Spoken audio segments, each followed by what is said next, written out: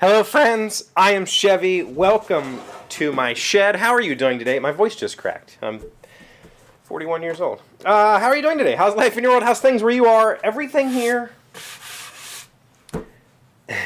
it's pretty good. And I had to take care of some personal stuff today. So I stayed home from work to get that stuff handled.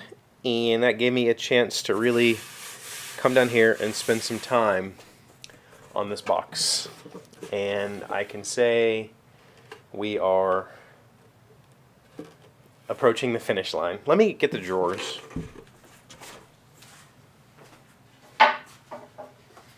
If you don't know about this project, it's for my daughter. She's an artist, in a very real sense of that word. She is a very good exceptional artist. She saw something online of a sort of a pencil box that she wanted, and she said, "Dad, can you make that for me?" And I said, "Sure." And so the idea is these are really shallow drawers. I think they're only about maybe 5/8 deep at the most, probably more like a 1/2 inch deep. And the idea is they hold pencils, colored pencils. And I said, "Sure." Well, the original one she showed me was just like a piece of plywood with some, me being me, and I'm making something for my daughter, I wanted to try and make it special. So this is cherry with walnut drawer pulls. The bottom of the drawer is plywood. This is all poplar. And what I had originally done was this is the way I thought about this project. Making really shallow drawers is not easy because tolerances, because just reasons.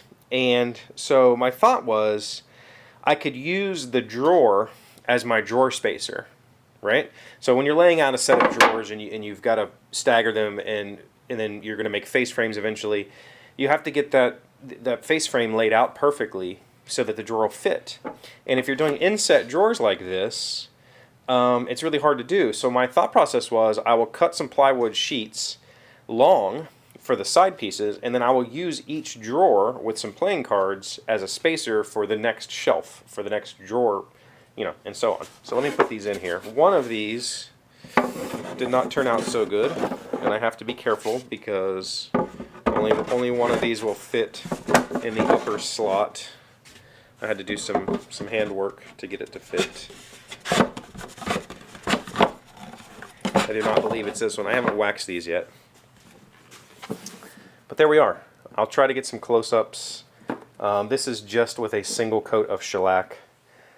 3 little drawers to hold pencils. They need waxed. They need finished.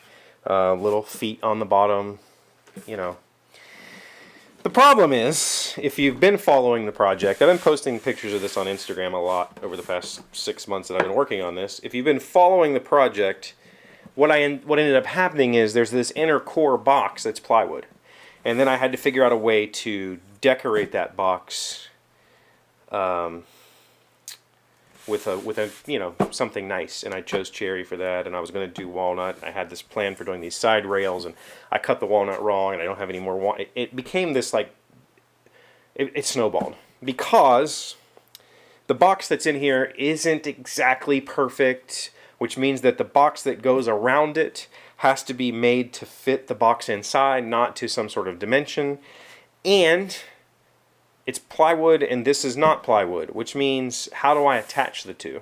Because this upper shell needs to be able to expand and contract. And on this particular, this top panel here, once it's going to grow and shrink this way, this side panel is going to grow and shrink this way, this back panel is going to grow and shrink this way. How do I allow for that without this inner box becoming loose? And it became this big problem in my head, and I got really hung up on it, and really just kind of I almost gave up on the project. And then Em just kind of pushed me. She's like, "You need to go, just do it, just do it, just do it, just do it." And I finally listened to her, and I just did it. And seeing the results, it's attractive from a distance. It's got these little walnut poles that I made, these little walnut banding that I put between the drawers. The feet are walnut, so there's a little bit of accent.